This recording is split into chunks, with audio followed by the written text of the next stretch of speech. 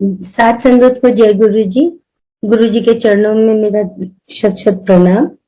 एक बार फिर आपके समक्ष आने का मौका मिला और सत्संग शेयर करने का मौका मिला, इसके लिए मैं आपकी गुरु जी के आश्रम की बहुत आभारी हूँ। सबसे पहले मैं एक बात करना चाहूंगी कि जब हम आपस में संगत मिलते हैं तो सबसे पहला क्वेश्चन ये आता है, जी आप गुरु जी को कब से जानते हैं? इस चीज के बारे में मैं ये बोलना चाहूंगी कि प्लीज हम लोग गुरुजी के साथ कब से जुड़े हैं, कैसे जुड़े हैं, ये कोई नहीं जानता। गुरुजी ने हमेशा ये हमको बताया है कि आप लोगों का मेरा जन्मों जन्मांतर का संबंध है। कोई कब से हमारे साथ जुड़ा हुआ है हमको नहीं पता। गुरुजी के चरणों में कौन कितने जन्मों से आ रहा है, कोई इस जन्म से आ रहा है, कोई कितने 4 जन्मों पीछे से आ रहा है, हम लोग नहीं जानते। इसीलिए ये तो कहना ही नहीं चाहिए कि हम कब से गुरुजी के साथ जुड़े हुए हैं। हमें बस ये धन्यवाद करना चाहिए, गुरुजी का ये शुक्राना करना चाहिए कि गुरुजी इस जन्म में हमारे होश में हम आपके साथ एक बार फिर जुड़ गए हैं और उम्मीद करते हैं, आपसे प्रार्थना करते हैं कि हर आने वाले जन्म भी आप हमें अपने चरणों में ही रखना। अगला जन्म पिछला जन्म हमने नहीं देखा, मगर हमारे गुरुजी को सब पता है। इसीलिए हम एक गुरु परिवार पहले भी थे, आज भी हैं और आगे भी रहेंगे। हमारे संगत के बीच में कोई नई संगत नहीं है, कोई पुरानी संगत नहीं है, हम सब एक संगत है। जब गुरुजी ने हमारे पास नया पुराना नहीं किया तो हम लोग कौन होते हैं करने वाले। बाकी ठीक है, हम आज मिले, कोई पहले का मिला हुआ है, कोई हमसे भी पहले का मिला हुआ है इस जन्म में, उसके लिए अच्छा लगता है ये जान के कि एक दूसरे को हम गुरुजी को मिले हुए हैं, एक संगत परिवार में मिलके हमें बहुत खुशी होती है और बहुत अपनापन महसूस होता है। अपने परिवार से भी अच्छा, जो हमारे जन्म परिवार ऊपर परमात्मा ने दिया है, उससे ज्यादा खुशी, उससे ज्यादा आनंद हमें गुरु परिवार के बीच में आता है। और इसलिए आता है क्योंकि इन सब परिवार के सबसे बड़े हेड हमारे हैं गुरुजी, और गुरुजी ने अपनी छत्र छाया में हम सबको संभाल के रखा हुआ है। उन्होंने एक एक व्यक्ति को, एक एक संगत को अपनापन महसूस कराया है। हम सब ये कहते, गुरुजी मेरे को बहुत अच्छा मानते, गुरुजी मुझे बहुत ज्यादा जानते, गुरुजी मेरे प्रश्नों का जवाब तुरंत देते, मेरी समस्याओं का हल तुरंत करते। ऐसा कोई संगत नहीं है जो ये नहीं कहता होगा गुरुजी मेरे नहीं है। इसीलिए गुरुजी हम सबके हैं, मेरे गुरुजी हम सब बोलते हैं क्योंकि हम सबके गुरुजी हैं। और इन्हीं गुरुजी के हम शत धन्यवाद है कि इतना बड़ा परिवार उन्होंने हमको दिया है और अपने परिवार में हमको शामिल किया है। मैंने पहले भी बहुत बार सत्संग आपसे शेयर किया, अब फिर से एक बार शेयर करती हूँ कि जब मैंने गुरुजी के चरणों में आना शुरू किया तब हम बहुत परेशानियों से गुजर रहे थे। गुरुजी, हम तब गुरुजी को नहीं जानते थे। हमारी एक सिस्टर बनी हुई है, अमृतसर रहती हैं, उनकी ननंद यहाँ पे गुरुजी के जाती थी, तो उन्होंने मुझे शादी का कार्ड दिया कि आप आओ, हमारे गुरुजी आ रहे हैं, तो एक बार आप आके अपना मत्था टेको, आपके सारे परेशानियां हल हो जाएंगी। मौका मिला, हम गए। अशोका होटल में गुरुजी का बहुत प्यारा दरबार सजा हुआ था। उस दिन गुरुजी से मिलने का मेरा सौभाग्य नहीं हुआ। हमने दूर दूर से गुरुजी के दर्शन किए, मगर मन की लालसा इतनी थी कि कहते गुरुजी को वही क्षमा किया कि मैं नहीं आ सकती क्योंकि मेरे हस्बैंड नहीं चलने को तैयार है, बट आप जानो आप कैसे मुझे बुलाओगे। उसी दिन रात को गुरुजी ने ऐसा अंकल के साथ किया कि आधी रात को उठ के अंकल कहते हैं कि आंटी मैं गुरुजी के पास जा रहा हूं, तूने चलना है तो चल। उस दिन के बाद कहीं हमने पीछे मुड़ के नहीं देखा, गुरुजी बुलाते गए, हम जाते गए। मगर जब पहली बार गुरुजी के दरबार में हम जा रहे थे एम्पायर स्टेट, परेशानियां बहुत थी, फाइनेंशियल क्राइसिस भी बहुत चल रहा था, और हम उस दिन गाजियाबाद बॉर्डर पे रहते थे और गुरुजी का छोटा मंदिर एम्पायर स्टेट, पूरा दिल्ली क्रॉस करके जाना। तो मैंने अंकल को, आज भी मुझको याद है, एम्स के सामने मैंने अंकल को बोला कि uncle this is not our piece of cake, हम रोज रोज तो नहीं आ सकते 500-500 रुपए का पेट्रोल खर्च के, ठीक है आज जाते हैं मत्था टेकते हैं, फिर देखेंगे कभी 15-20 दिन महीने में कभी होगा तो फिर मत्था टेक लिया करेंगे। गुरु जी की कृपा ऐसी रही कि उन्होंने कैसे बनाया हमें नहीं पता, हम नहीं जानते, मगर उस टाइम से गुरु जी तब 7 दिन बैठते थे, हम रोज गुरु जी के जाते थे। कैसे जाते थे, कैसे पहुंचते थे, आज तक ये क्वेश्चन मार्क है, ये गुरु जी जाने, गुरु जी की लीलाएं जाने। और तब हम दिल्ली में इतने परेशान थे कि हम दिल्ली से शिफ्ट होना चाह रहे थे, तो 5-6 महीने ऐसे चलते रहे। मैं गुरुजी अंकल को बोलू रास्ते में कि आप गुरुजी को बताओ, गुरुजी को अपनी परेशानियां बताओ। अंकल कहे कि अच्छा आज बात करूंगा, क्योंकि मैं ज्यादा पंजाबी उस टाइम समझती नहीं थी, तो गुरुजी बहुत तेज पंजाबी में भी बोलते थे, तो अंकल पंजाबी समझ भी लेते हैं, बोल भी लेते हैं, तो अंकल को ही आगे रखते थे। थोड़ा कहते थे गुरुजी का ऑरा भी ऐसा था कि एकदम बात करने की हिम्मत भी नहीं होती थी, तो अंकल को ही आगे रखती थी। तो गुरुजी के पास जाना, हमने एम्पायर स्टेट में बैठना, खूब आनंद लेना, गुरुजी के चरणों के, गुरुजी के दर्शन के, खूब मतलब आनंद लेके हम वहां सब अपनी परेशानियां भूल जाते थे। जितना टाइम हम एम्पायर स्टेट में बैठते थे गुरुजी के दरबार में, शब्द सुनते थे, गुरुजी का लीलाएं देखते थे खूब, तो वहां हम सब भूल जाते थे कि कोई परेशानी भी है। और जैसे ही वापस कार में बैठना तो हमने बोलना कि अंकल आपने बात नहीं की। ऐसे करते करते हमारे 5-6 महीने निकल गए। एक दिन एक आंटी गुरुजी की बहुत पुरानी आती है, वो मेरे को पूछती हैं, गुरुजी बोलते हैं इनका बोरिया बिस्तरा खुलवा दिया है, इसका क्या मतलब हुआ? उस दिन इट इज अ फैक्ट मेरे पैरों से जमीन निकल गई थी, क्योंकि मैंने जब तब तक रियलाइज नहीं किया था कि जितनी परेशानियों से हम निकल रहे थे वो धीरे धीरे धीरे धीरे गांठें खुलती जा रही थी। और हम जो दिल्ली से शिफ्ट होने की बात कर रहे थे, हम देहरादून से दिल्ली शिफ्ट हुए थे, तो सारा हमारा सामान पैक था, हमने लिमिटेड यूज करने का सामान खोला हुआ था, बाकी हमने खत्म, शिफ्ट करेंगे तो दोबारा पैकिंग नहीं करनी पड़ेगी। मगर गुरुजी के चरणों में आके, गुरुजी के दर पे आके वो धीरे धीरे खुद ब खुद ऐसे ब्लेस करते चले गए कि धीरे धीरे बॉक्सेस खुलने, कैसे खुलते चले गए हमें पता भी नहीं चला। उस दिन हमने रियलाइज किया कि बताओ हमें पता भी नहीं, और धीरे धीरे हमारे 90% बॉक्सेस खुल भी गए और हम सेटल भी हो गए। और उस टाइम मुझे ये भी समझ नहीं आ रहा था कि हम गुरुजी को क्या बताएं कि हमें क्या परेशानी है, क्योंकि धीरे धीरे गांठें खुलते खुलते परेशानियां सॉल्व होती जा रही थी। तो ऐसा होता है कि जो हमें परेशानी का सोल्यूशन लेना होता है, हमें वो परेशानी ज्यादा नजर आती है, मगर जो हमारी बैक में परेशानी है, जो ज्यादा प्रायोरिटी में है, जिनका हम नजरअंदाज कर देते हैं, हमें दिखती नहीं है, गुरुजी वहां से शुरू करते हैं। हम सुपरफिशियल देखते हैं, गुरुजी कहते हैं पर्दे के पीछे की परेशानियों को, गुंजलों को पहले ठीक करते हैं कि हमारी लाइफ स्मूथ हो। तो ये गुरुजी की लीलाएं हैं। इसीलिए हम कहते हैं एक ही चीज कि हम सिर्फ गुरुजी के आगे एक ही अरदास करते, गुरुजी सब्र और संतोख दो, अच्छी सेहत बख्शो और अपने चरणों में रखो। बाकी तो गुरुजी देख ही रहे हैं, क्या पहले करना है, क्या ठीक करना है, क्या खराब करना है, ये गुरुजी को पता है। हर टाइम हम ये कहते हैं जी अच्छा हो जाए, अच्छा हो जाए। कभी कभी कोई अच्छी चीज भी हमारे लिए खराब होती है। कहते हैं ना, वो सोने की जंजीर क्या करनी जो गला काट दे।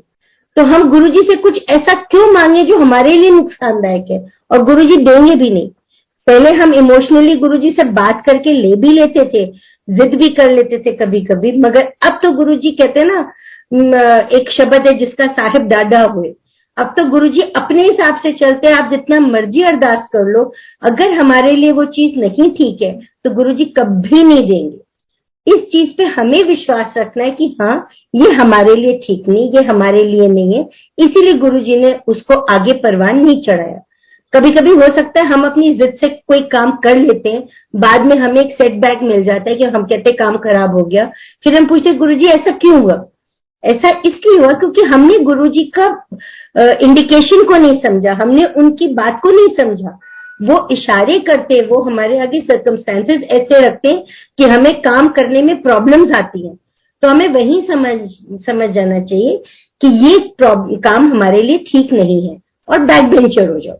कि गुरुजी जो ठीक है, हम आपके आगे चेस की गोटियां, आप जैसे चलाओगे हम चलेंगे। ये श्रद्धा विश्वास हमको अपने गुरु के आगे अर्पण करना है। फिर देखिए गुरुजी कैसे हमको आगे लेके जाते हैं, कहाँ कहाँ लेके जाते हैं, क्या क्या नजारे दिखाते हैं। ये गुरुजी के चरणों में टोटल सरेंडर करके तब पता चलता है और खूब आनंद आता है। आप दुनियावी चीजों को सब भूल जाओगे, एक बार अपने गुरु के आगे टोटली सरेंडर हो जाओगे। तो मेरी एक मेड आज भी काम करती है, उसकी सिस्टर का हस्बैंड जो था वो उसको छोड़ के चला गया, 5-6 साल हो गए, उसका पता भी नहीं वो कहाँ चला गया कहाँ नहीं। सिंगल मदर होके वो बहुत परेशान रहती थी, कैसे पालू पोसू। तो एक दिन उसने मेरे बर्थडे में एक ना छोटा सा सॉफ्ट टॉय हार्ट शेप में उसने मुझे गिफ्ट किया।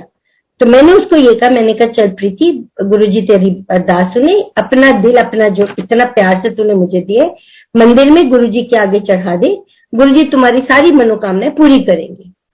आज 2 साल हो गए उसको वो दिल चढ़ाए हुए गुरुजी के, आज भी मेरे मंदिर में वो है। उस लड़की की सेकेंड मैरिज हो गई, अब वो एक इश्यू है और वो अपने इन लॉज के साथ very happily settled married life lead कर रही है। तो ये देखिए, उसने तो गुरुजी के दर्शन कभी नहीं किए, सिर्फ मंदिर में आके मेरे पास मत्था टेकती थी, मगर सच्चे दिल से उसने गुरुजी के आगे अरदास की थी। रोज आके गुरु मंदिर में 5 मिनट बैठ के गुरुजी के आगे अरदास करती थी। तो गुरुजी ने उसको फल दिया। ठीक है, उसने जो पिछले कष्ट, वो भी कुछ कर्म होंगे या कुछ काट रहे होंगे जो उसने कष्ट भोगे, मगर आगे की लाइफ उसकी बड़ी स्मूथ और सुखी हो गई। तो ये गुरुजी है।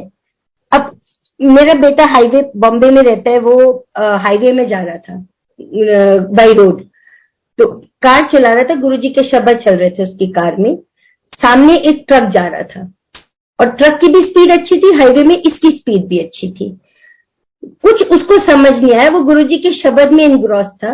एकदम से आगे वाली ट्रक का जो टायर है वो निकल गया और वो रोल करता करता करता करता बिल्कुल उसकी तरफ आ रहा था।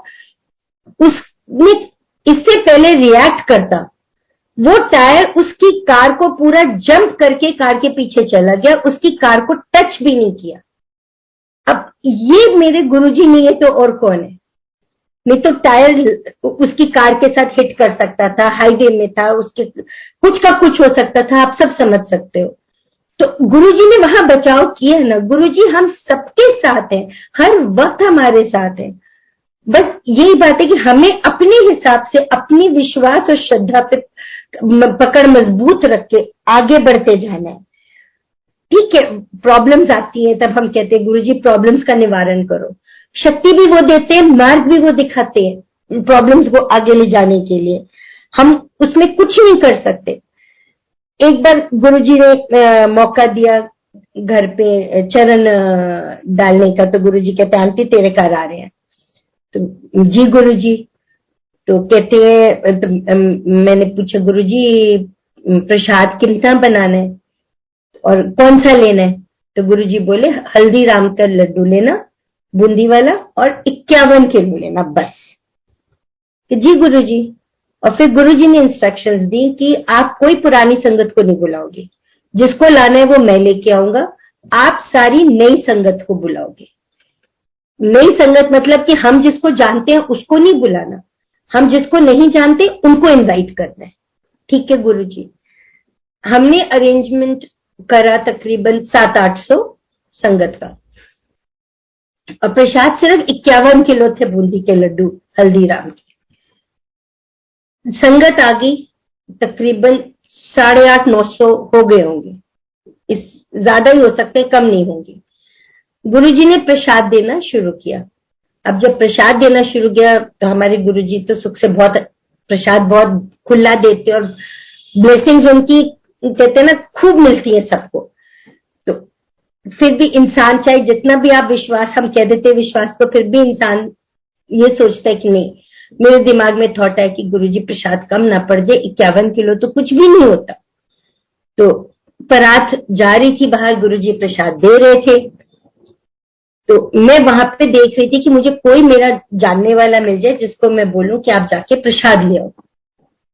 कोई नजर दूर दूर तक नहीं आ रहा था, और जब मैं किचन में जाके देखूं तो मुझे लगे थोड़ा सा प्रसाद है। एक बात मैंने देखा कि वो जो ट्रे हलवाइयों वाली जो लड्डू वाली होती है वो ऑलमोस्ट खाली है। तो मैं दौड़ी दौड़ी बाहर गई कि देखूं अगर कोई मिलता है तो उनको बोल दूं फटाफट ले आए। जब कोई नजर नहीं आया तो घबराहट से वापस किचन में आई। मैंने उस ट्रे में प्रसाद को प्रकट होते खुद अपनी आंखों से देखा। फिर कहते ना अपनी आंखों पे विश्वास नहीं हुआ, फटाफट मैंने वो परात में पलटा और ले गई बाहर। खुशी भी हुई कि देखो प्रसाद कम नहीं पड़ा। जब लेके खाली परात वापस लाई तो वो ट्रे में दोबारा प्रसाद प्रकट हुआ। फिर भी मुझे कहते ना फिर भी विश्वास नहीं हुआ। लगा कि जैसे कि कहते हैं ना हेलुसिनेशन होता है कि मुझे खाली खाली प्लेटें नजर आ रही हैं क्योंकि मैं घबराई हुई हूँ। तो उतने में मेरे को मेरा जीजा जी नजर आ गए। मैंने कहा जीजा जी बगल में हलवाई की दुकान है अग्रवाल से, आप प्रसाद ले आओ। वो अभी 10 कदम आगे भी नहीं गए तो गुरुजी ने प्रसाद देना बंद कर दिया। कहते अब जितना प्रसाद है वो लंगर में बरता दो। और लंगर में वो ही प्रसाद सबको पूरा भी पड़ गया। अब आप ये देखिए इसमें किसका कसूर है? कसूर मेरा। गुरुजी डिवाइन प्रसाद बांट रहे थे। गुरुजी ने जब बोल दिया 51 किलो, मुझे उसके आगे नहीं सोचना चाहिए था, मगर मैंने सोचा। जो मेरा कसूर था, मेरी गलती थी। मगर गुरुजी ने उसके आगे भी जब उन्होंने संगत को ब्लेस करना था, उन्होंने किस बाहर का चीज आने ही नहीं दी। उसी प्रसाद में पूरी की पूरी संगत जितनी भी थी सबको पूरा हुआ। और तो और जब हमने नेक्स्ट डे सारा वाइंड अप किया तो 31 केजी शुगर आई हुई थी हलवाई के सामान में, और जो बच के वापस आई है वो मेरे पास 26 केजी आई है। अब ये कोई पूछे कि 32 केजी शुगर में 26 वापस कैसे आ गई, जबकि चाय, कॉफी, रबड़ी, हलवा, कितना कुछ मीठा बना है। तो ये गुरुजी की लीला। फिर वो प्रसाद में हमने बांटा, तो ये गुरुजी की लीला है। उन्होंने ब्लेस करना है, अपने तरीके से ब्लेस करना और सबको करना है।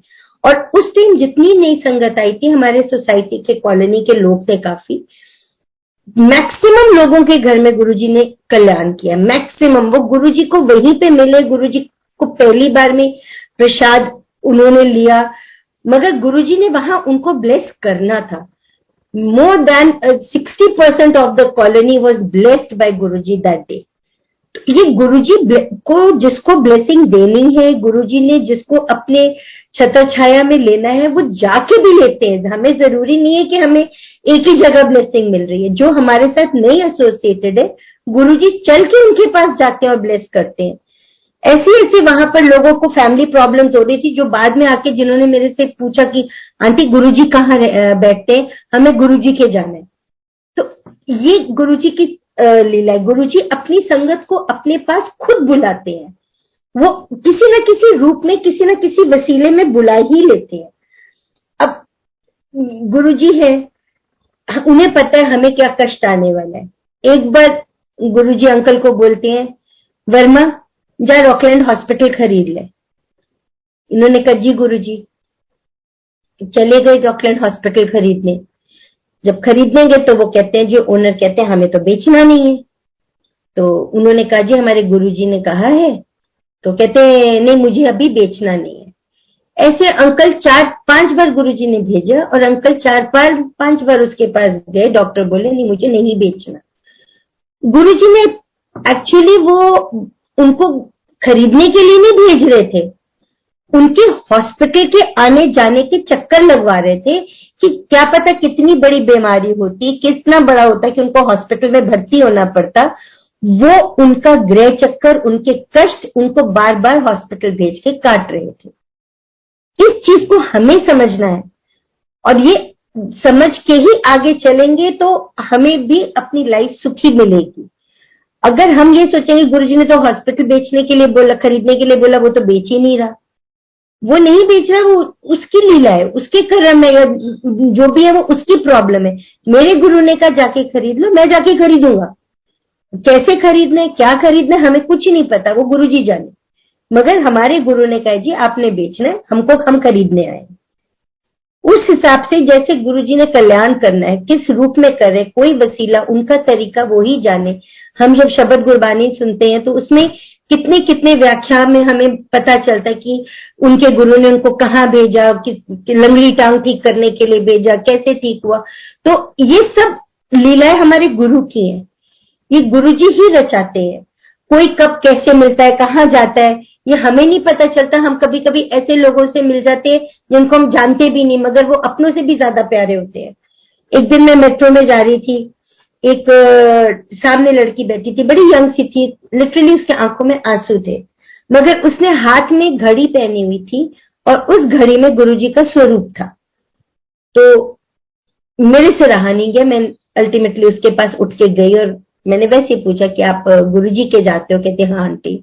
तो मैं कहा बेटा आप परेशान लग रहे हो। तो कहते आंटी पता नहीं, मैं मेरे जो कहते ना बॉस है, वो बार बार मेरे पीछे पड़े हुए हैं। वो मुझे एक ही चीज कह देते हैं कि अगर तुम मेरे हिसाब से नहीं चलोगी तो मैं तुम्हें नौकरी से निकाल दूंगा। तो कुछ नहीं, उस टाइम तो उसकी पूरी बात सुनी। तो कहते अब मेरे से ना बर्दाश्त नहीं हो रहा, मुझे समझ नहीं आ रहा मैं क्या करूं। तो इसको मैंने पूछा, मैंने कहा आप ये घड़ी रोज पहन के जाते हो? कहते नहीं आंटी। मैं कहा बेटा आज एक काम करना, आप जब आज बॉस के कमरे में जरूर जाना और कुछ नहीं करना, सिर्फ गुरुजी को उसकी शक्ल दिखा देना और गुरुजी से एक ही प्रार्थना करना, गुरुजी जैसा करोगे जो करोगे मुझे मंजूर है। उसका 3 दिन बाद मुझको फोन आता है, वो नंबर लेके बेचारी उतर गई। तो मुझे फोन आता है, आंटी जय गुरुजी, आपको मैं मेट्रो में मिली थी। मैंने कहा हाँ जी बेटा। तो कहती है आपको एक खुशखबरी सुनानी थी कि मेरे बॉस का ट्रांसफर हो गया। मैं आपने जैसे मुझे कहा था मैंने वैसे ही गुरुजी को अरदास किया और गुरुजी को उसकी फोटो दिखा दी और गुरुजी ने उसका ट्रांसफर करा दिया। उसके अब मेरा लेडी बॉस आ गई है। तो ये गुरुजी की लीलाएं हैं। अब मेरे को नहीं पता कि उन्होंने मेरे को उससे क्यों मिलवाया, ये वसीला क्यों बनवाया, ये गुरुजी जाने। हो सकता है उससे मुझे कुछ मिला हो, ये गुरुजी को पता होगा। मगर हाँ इतनी खुशी जरूर हुई कि हाँ चलो एक गुरु संगत और मेरे साथ जुड़ गई, चाहे किसी भी बहाने जुड़ी, बट हाँ जुड़ी। संगत तो संगत होती है, लगती भी प्यारी है। अब मेरी बेटी लंदन में है, उसका पेपर चल रहा था बीटीसी का। जब पेपर कर रही थी तो एक दिन पेपर के एक रात पहले उसको सपना आता है और गुरुजी उसको एक क्वेश्चन पढ़ा रहे हैं। वो गुरुजी को अपनी हर सब्जेक्ट पढ़ाती है और ये कहते हैं गुरुजी पेपर आपने देना है, मैंने नहीं देना। तो एक क्वेश्चन उसने उसकी तैयारी की थी नहीं की थी मुझे ध्यान नहीं है, मगर हाँ उसको इतना है कि एक क्वेश्चन गुरुजी उसको पढ़ा रहे हैं सपने में। तो उसने उठ के उसकी पूरी तैयारी करी, एकदम से उठ के बैठी, क्योंकि गुरुजी ने उसको वो क्वेश्चन पढ़ाया था। तो उसने अच्छी तरह तैयारी करके वो पेपर देने गई और क्वेश्चन पेपर में मैक्सिमम मार्क्स का वो क्वेश्चन था। तो उसको इतनी खुशी हुई कि अब फिर गुरुजी को क्या अरदास करती है, बच्चे तो बच्चे ही होते हैं, गुरुजी एक ही क्वेश्चन दिखाना था, दिखाते तो पूरा पेपर दिखा देते। तो ये गुरुजी हैं, उनको पता है कि मैक्सिमम मार्क्स है, बच्चे का कॉन्फिडेंस बढ़ जाएगा, बाकी she has pass with flying colours. अपना गुरुजी ने उसको परवान चढ़ा दिया, उसका आज वो लॉयर भी बन गई, बैरिस्टर भी बन गई। तो गुरुजी अब हमारे साथ साथ सबका ध्यान रखते हैं, बच्चों का भी रखते हैं, बच्चों के साथ जो जुड़े हैं उनके फ्रेंड्स हैं, हमारे एम्प्लॉयज हैं, हमारे कलीग्स हैं, सबका वो ध्यान रखते हैं। जो जो हमारे साथ जुड़ा हुआ है या जिनके जिनके साथ हम जुड़े हुए हैं वो सब गुरुजी के छत्र छाया में। गुरुजी कहते हैं ना कि वो एक वृक्ष है, उनका काम है कहते हैं ना सबको छाया देना। तो हम उनकी छत्र छाया में, वो हमें ब्लेस करते हैं, हम उनसे आशीर्वाद लेते हैं। हमें बस एक ही चीज करना है कि गुरुजी पे अटल विश्वास, श्रद्धा और शिव पुराण पढ़नी है, क्योंकि हमारे अंदर की आत्मा तो शिव पुराण पढ़ के ही क्लियर होगी। अगर हम अपने गुरु के पास, गुरु के साथ जुड़ना चाहते हैं तो Shiv Puran is the best way, Shiv Puran is the best solution. शब्दों और शिव पुराण के जरिए हम अपने गुरु के साथ टोटली अटैच हो सकते हैं और फिर सारे गुरुजी के नजारे भी देख सकते हैं। बिटिया ने हाउस शिफ्ट करना था अपना, उसका रेंट एग्रीमेंट खत्म हो गया था, तो वो बार बार कह रही थी कि मुझे घर चाहिए। तो अब बच्चे हैं, बच्चे ये कहते हैं माँ बाप के ऊपर बाहर का बर्डन बड़ा एक्सपेंसिव होता है, तो बच्चे ये सोचते हैं कि हम जितना सस्ते से सस्ता हो सकता है वो करें। और मैं हम दोनों अंकल आंटी कंफर्टेबल नहीं थे कि ये ऐसी अनसेफ जगह पे जाए, क्योंकि मोस्टली कहते हैं जोन 1 ही सेफ है, जोन 2 3 इतना सेफ नहीं है। तो हम बार बार एक ही चीज उसको बोल रहे थे, बेटा जोन 1 में ही ले लो, बाकी गुरुजी पे छोड़ दो, अपने आप दिला देंगे। इसको जोन 1 में बड़े महंगे महंगे घर मिल रहे थे, तो ये बहुत डेस्परेट थी। तो गुरुजी ने इसको जोन 2 में एक घर दिला दिया, जिसमें ये शांति से बैठ गई कि चलो अब तो इसने अपफ्रंट पेमेंट भी दे दी, सब कुछ दे दिया उनको, साथ फाइनल भी ऑलमोस्ट फाइनल भी हो गया। बट लास्ट मोमेंट में एक हफ्ता पहले, जैसे उसे फर्स्ट को शिफ्ट करना था, तो उसको 24th या 25th को वो जिस घर को बुक करके आई थी, वो इसका अपफ्रंट पेमेंट वापस करके बोलते हैं जी हमने तो ये घर किसी और को दे दिया, हम अब आपको नहीं देंगे। ये बहुत डेस्परेट कि अब मैं क्या करूं, ना मैं इधर की ना मैं उधर की। इंडिया में तो फिर आदमी लैंडलॉर्ड को कह के थोड़ा टाइम आगे पीछे बढ़ा लेता है, बट यहाँ वहां तो सब कुछ रूल के हिसाब से चलता है। एक ही चीज इसको बोले, बेटा घबराओ नहीं, गुरुजी बैठे सब ठीक होगा। एक हफ्ते के अंदर जोन 1 में भी उसकी रीच के अंदर इतना बढ़िया उसको फ्लैट मिल गया कि आज वो खुद मानती है कि ये गुरुजी ही दिला सकते हैं, मम्मी मैं नहीं देख सकती। मैंने इतने घर देखे बट इतना बढ़िया घर और इस रेंज में तो बिल्कुल में नहीं मिल सकता। तो ये गुरुजी है, हर चीज का प्रॉब्लम, हर चीज का समाधान वो ही करते हैं। अब 7 जुलाई को गुरुजी का बर्थडे, अब वो वहां पे लंदन में संगत होती है, मगर पता नहीं वो अभी किसी संगत के साथ कनेक्ट नहीं हो पाई है। तो ये बड़ा मिस कर रही थी 7 जुलाई, मम्मी गुरुजी का बर्थडे कैसे सेलिब्रेट करूंगी। तो कोई इसने फेसबुक में भी डाला कि अगर किसी का भी आसपास सत्संग है तो आप मुझे बता दो, मैं वहां पर अटेंड कर लूंगी। तो किसी का रिस्पॉन्स नहीं आया। तो इसको ये बोला कि बेटा कोई बात नहीं, आप गुरुजी के साथ हो, आप गुरुजी के साथ बर्थडे सेलिब्रेट करो, कोई प्रॉब्लम ही नहीं है, जब गुरुजी हैं आप हो तो चिंता किस बात की। तो ये अपना आराम से इसने गुरुजी के लिए भोग वगैरह सब तैयार किया हुआ, शब्द चलाए हुए, डेकोरेशन वगैरह सब अपने हिसाब से करी हुई। तो दोपहर के वक्त इसके 2 फ्रेंड्स आते हैं कि वैसे प्रियम हम तुमसे मिलना चाहते हैं। आप ये देखिए ग्रेट फ्रेंड्स, वो गुरुजी को कभी देखा नहीं, बांधते नहीं। जब वो घर आए उन्होंने देखा सब डेकोरेशन, तो उसको पूछा ओकेजन क्या है, तो इसने बोला इट्स माय गुरुजी's बर्थडे। तब उसमें से एक ने केक बनाया और इन लोगों ने आपस में बैठ के सत्संग भी किया और सेलिब्रेट भी किया। और गुरुजी ने देखिए उसका मन की इच्छा कितनी अच्छी तरह पूरी की कि वो अकेली भी नहीं रही, उसकी मन की इच्छा सत्संग की भी पूरी हो गई और गुरुजी का बर्थडे भी सेलिब्रेट हो गया। तो ये गुरुजी है। अब मेरे फादर इन लॉ को ब्लड कैंसर था, तो गुरुजी को हम कभी बताते नहीं थे, बताने की कभी जरूरत ही नहीं पड़ी क्योंकि वो तो खुद ही जानी जानते। तो उनका कीमो चलता था, बट एक जब कीमो में के लिए उनको एडमिट करने के लिए जाते थे, तो हम गुरुजी को एक बार शाम को मत्था टेक के बोल देते कल डैडी को एडमिट करना है। तो गुरुजी ने कुछ नहीं बोला, बस आज ब्लेसिंग तो ब्लेसिंग है।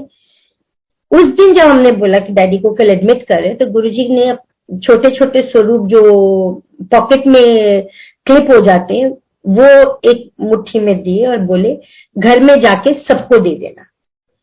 तो हम घर जब पहुंचे, हमने घर में जाके सबको, वो हम 8 लोग घर में, और उतने 8 ही स्वरूप उन्होंने हमें दिए, हमने वो दे दिए। डैडी ने अपनी ऊपर की पॉकेट में वो स्वरूप रखा और अगले दिन हम उनको कीमो के लिए हॉस्पिटल ले गए। वहां पर पता नहीं क्या हुआ, अभी तक हम इस चीज को नहीं जानते, मगर डैडी कोलैप्स कर गए। हमें हॉस्पिटल से मेरे हस्बैंड को फोन आता है कि आपके फादर नहीं रहे, आप हॉस्पिटल इमीडिएटली आ जाओ। ये भागे भागे वापस गए हॉस्पिटल। जब वापस गए तो वो सब डैडी के साथ कोशिश कर रहे थे उनको रिवाइव करने के लिए। वो बार बार उनके हार्ट के ऊपर प्रेशर दे रहे थे और हार्ट के ऊपर जो पॉकेट थी उस पे गुरुजी का स्वरूप वो वाला था जो गुरुजी ने एक रात पहले दिया था। आज भी मेडिकल रिकॉर्ड्स में, हॉस्पिटल रिकॉर्ड्स में daddy is no more for 7 minutes, और 7 मिनट्स के बाद वो एकदम से रिवाइव बैक हो गए और ही केम बैक टू लाइफ। तो वो गुरुजी ने उनको जीवन दान दिया। उसके बाद उन्होंने कहा मुझे कीमो नहीं करानी, मुझे घर ले जाओ। उनको हम घर ले गए क्योंकि डॉक्टर से भी बोला कि बहुत वीक है, अभी कीमो के पोजीशन में नहीं है। घर ले गए तो उस दिन रात को डैडी नॉर्मली सोते नहीं थे क्योंकि वो उनको अंदर से अनकंफर्टेबल रहते होंगे, कुर्सी पे बैठे रहते थे। बट उस दिन वो एक छोटे बेबी की तरह ऐसे सोए हुए थे गुट्ठू मुट्ठू होके कि मैं रात को 5-6 बार गई हूँ देखने के लिए। घबराहट हो जाती है कि जो आदमी सोया नहीं, इतने टाइम से सो नहीं रहा, वो एकदम से एक छोटे बेबी की तरह सो रहा है। तो मैंने अंकल को जाके बोला, देखो डैडी कैसे सो रहे, सब ठीक है। इन्होंने जाना, थोड़ा देखना, वॉच करना कि हाँ उनकी हार्ट बीट्स वगैरह सब चल रही है, इन्होंने वापस आ जाना। अगले दिन सुबह जब मैं उठी 6:30 बजे के करीब बच्चों को स्कूल भेजने के लिए, तो डैडी मुझे बुला के बोलते हैं, बेटा आज ना मेरे गुरुजी ने बड़ी मेरे उत्ते मेहनत की है। मैं कहा डैडी बहुत चंगा गल है। कहते उन्होंने ना मेरा कैंसर क्योर कर दिया है। तो मैं कहा डैडी इससे अच्छा प्रसाद हो ही नहीं सकता। कहते इन्होंने इधर मुझे पटका, उधर पटका और मेरे साथ 9 लोगों का कैंसर और क्योर किया है। मैं कहा डैडी चलो अच्छा गुरुजी आपको ब्लेस करिए, और क्या चाहिए आपको, बस गुरुजी का शुक्राना करो और आप ठीक हो जाओगे। बात खत्म हो गया। उस दिन शाम को जब हम गुरुवार एम्पायर स्टेट पहुंचे, अभी हम एम्पायर स्टेट में बाहर कार पार्क करके ना अंदर चल के जाते थे। तो मेन वो जो गेट है सोसाइटी का, एम्पायर स्टेट का, वहीं मुझे एक आंटी मिलती हैं और कहती हैं आपको पता है कि गुरुजी ने कैंसर पेशेंट्स 9 कैंसर पेशेंट्स का क्योर किया है। तो मैं उनकी शक्ल देख के हंस के बोली, मैंने कहा हाँ मुझे पता है। कहते आपको कैसे पता, आप तो कल आई नहीं थी। मैं कहा मुझे ऐसे पता है कि उसमें से एक मेरे डैडी भी है। तो वो हंस पड़ी और जैसे ही हमने डैडी गुरुजी के आगे मत्था टेका, गुरुजी हंस के बोलते फिर हुनते खुश है, तेरे प्योनू में बोनस लाइफ ब्लेस करती है। उसके बाद डैडी ने कभी कीमो नहीं करवाई, बट ब्लड टेस्ट वो हर महीने कराते थे और इतना नॉर्मल ब्लड रिपोर्ट आती थी कि शायद हम लोगों की भी उतनी, एक नॉर्मल इंसान की भी इतनी नॉर्मल नहीं होती जितनी उनकी थी। And he lived for more than 1.5 years after that. ये गुरुजी, उन्होंने कैसे करना है, कब करना है, हमको नहीं पता चलता। मेरे मदर जब भी दिल्ली आते थे मेरे पास तो बहुत बीमार हो जाते थे। एक बार तो हॉस्पिटल का चक्कर लगाते ही लगाते थे। तो एक दिन गुरुजी ना जलंधर मंदिर में गए हुए थे और आई थिंक शिवरात्रि का टाइम था उस टाइम। तो मम्मी वगैरह सब बोले, हम लोगों ने बोला चलो गुरुजी के जलंधर चलते हैं, मत्था टेक के आते हैं। तो बेटे के बोर्ड चल रहे थे उस टाइम 10th के। तो 2 दिन की छुट्टी थी, संडे पड़ रहा था। तो हमने कहा संडे रात को या मंडे सुबह सुबह आ जाएंगे, ट्यूसडे को उसका पेपर है। तो गुरुजी के पास जब जलंधर गए, मंदिर में मत्था टेका और चाय प्रसाद पी, तो गुरुजी छुट्टे बोले कि ऐसा कर उन 2-3 दिन रुक के जा। तो अंकल बोले ठीक है जय गुरुजी। और जब बाहर आए तो हम लोग बोले कि इसका तो पेपर है, हम कैसे रुक सकते हैं, आप गुरुजी को बोलते तो इसका पेपर है। तो इन्होंने कहा कि ऐसा करते मैं इसको लेके चला जाता हूँ, तुम लोग रुक जाओ।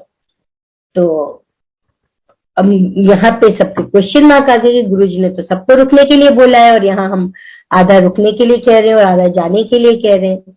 तो बाद में अंकल कहते अच्छा रुको मैं गुरुजी से बात करके आता हूँ। अंकल गए, गुरुजी को जब बोला कि ऐसे ऐसे उसका परसों पेपर है गुरुजी, तो कल जाना जरूरी है। तो गुरुजी बोले ऐसा है, फिर अगर जाना जरूरी है तो चुपचाप होने चला जा और कितने रुकी ना, सीधा कर जाए। तो हमने मत्था टेका और हम वापस दिल्ली के लिए चल दिए।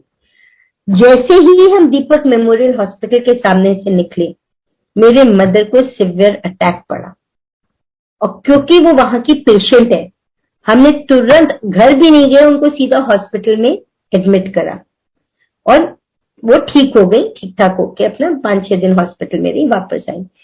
अब आप ये देखो, गुरुजी को तो पता था कि ये अटैक उनको पड़ना है। शायद अगर हम गुरुजी के पास उनके चरणों में बैठे होते तो उनको अटैक पड़ता ही ना।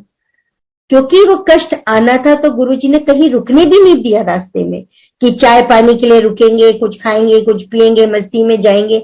उन्होंने बोला सीधा घर जाना। तो ये गुरुजी है, वो दूरदर्शी है, उनको पता है क्या ठीक है क्या गलत है।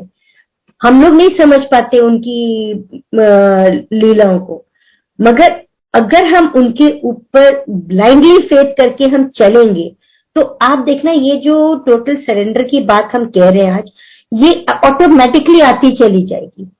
क्यों? जब आपके साथ सब कुछ अच्छा अच्छा होगा और आपको साफ सही गलत का पता चलता चला जाएगा, तो आप लोग कहते हैं ना, गुरुजी कहते हैं कि हम लोग पढ़े लिखे दिमाग से ज्यादा सोचते हैं, आंटियां दिल से सोचती है, अंकल दिमाग से सोचते हैं।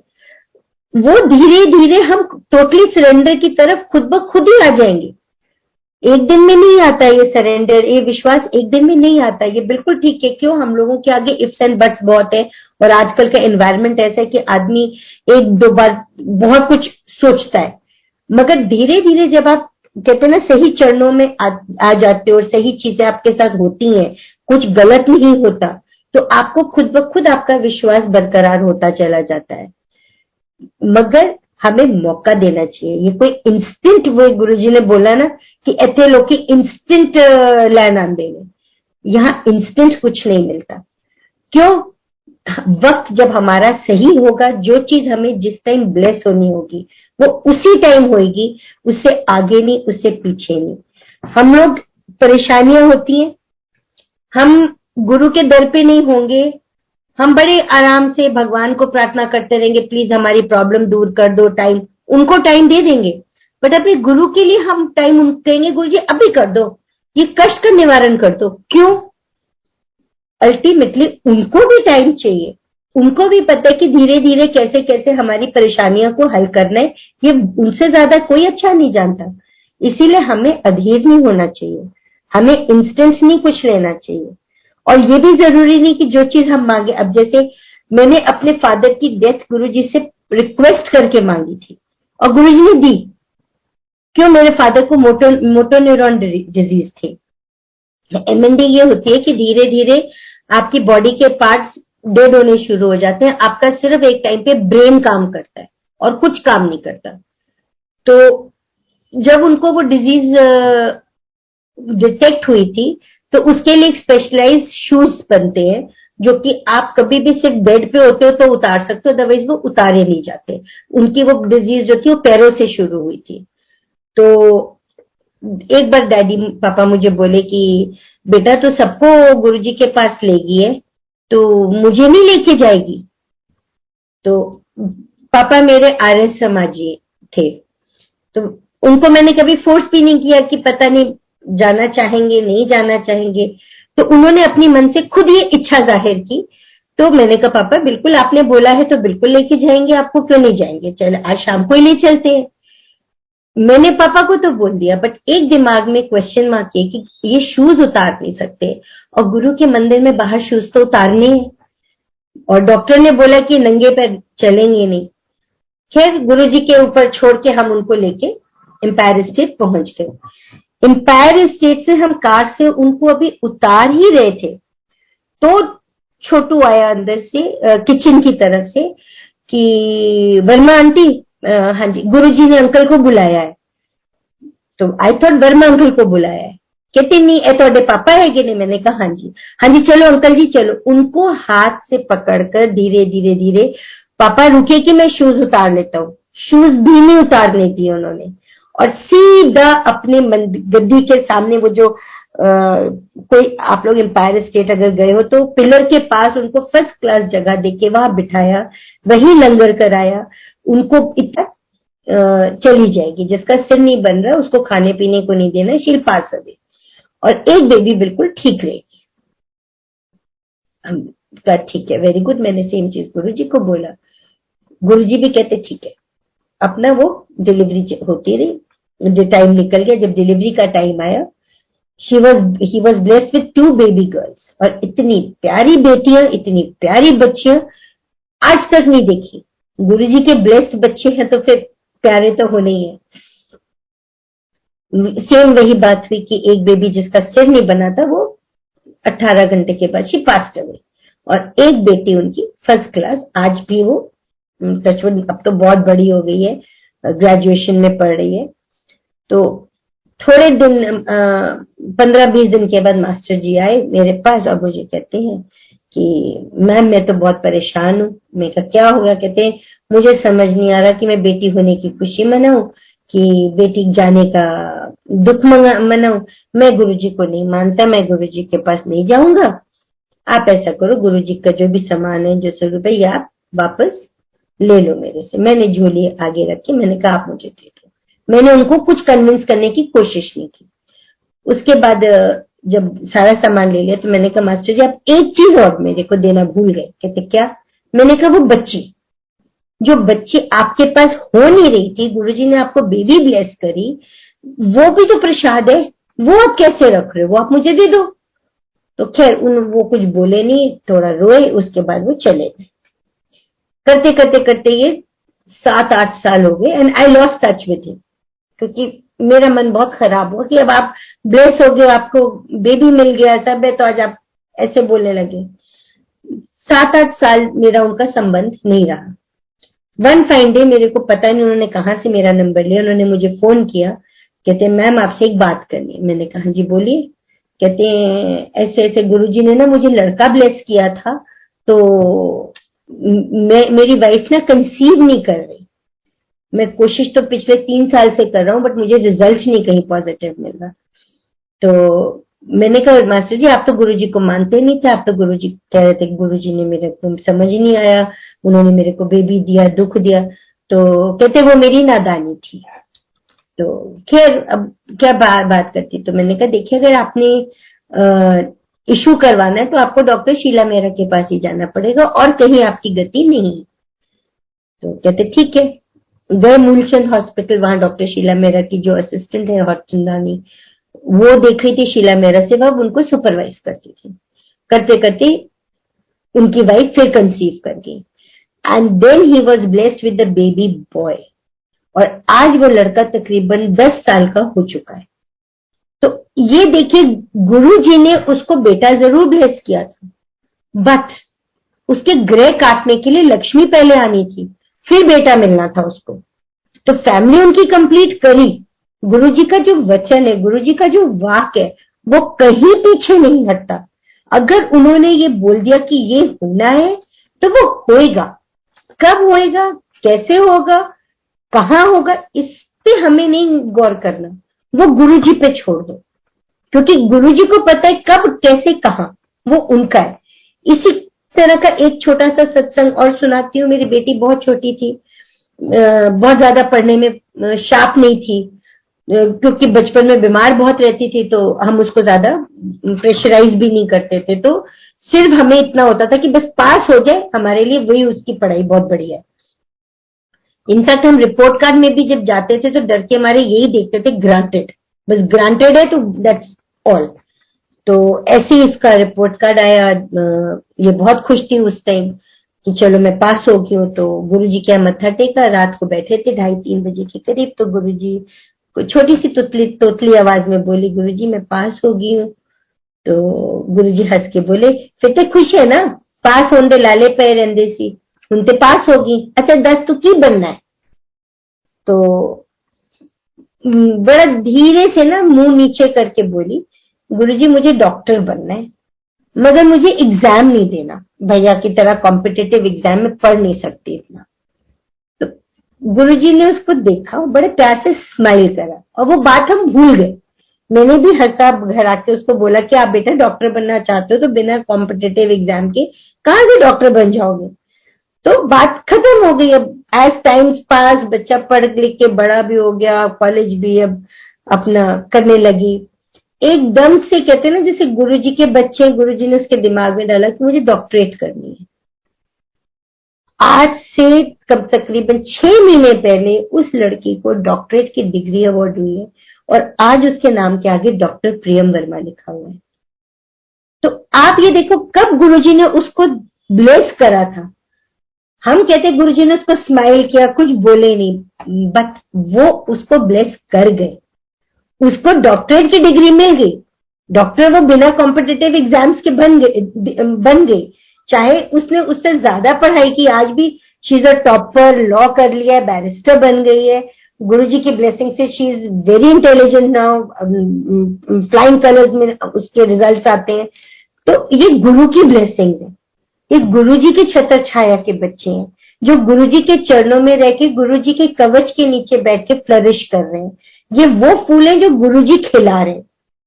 तो गुरुजी की लीलाएं ऐसी है, हमें वहां पे इंस्टेंट रिजल्ट नहीं। जिस दिन उस लड़की को डॉक्टरेट की डिग्री मिली थी ना, मेरा उसी टाइम वो पूरा फिल्म की तरह आगे चल गया कि मेरे गुरु ने कब इसको ब्लेस किया था। और आज देखो कितने सालों के बाद मेरे को वही कहते ना पूरी की पूरी फिल्म नजर आ रही है कि गुरुजी आपने कब ब्लेस किया, और आज के दिन के लिए बिना एग्जाम, बिना किसी चीज के आराम से पढ़ लिख के थीसिस लिख के अगले ने बड़ी अच्छी तरह डॉक्टरेट क्लियर करी। तो ये गुरु की कृपा है। गुरु की छत्र छाया में जब हम बैठे हैं तो हमें सब कुछ उनके ऊपर छोड़ देना चाहिए। ऐसे तो बहुत लीलाएं हैं, बहुत लंबा है, पूरा जीवन गुरु जी के चरणों में ही बैठे हुए हैं और सत्संग करना तो कभी खत्म ही नहीं होगा, क्योंकि हम तो श्वास श्वास गुरु जी के कहते ना कृपा से जी रहे हैं। जो लंगर घर में खाते हैं, जो लंगर बाहर खाते हैं, वो भी गुरु जी का दिया हुआ खाते हैं। तो गुरु जी के बिना तो हम कहीं है ही नहीं। इसी नोट के साथ अब मैं समाप्ति करती हूँ, शुक्राना करती हूँ, और आप सबको जय गुरु जी।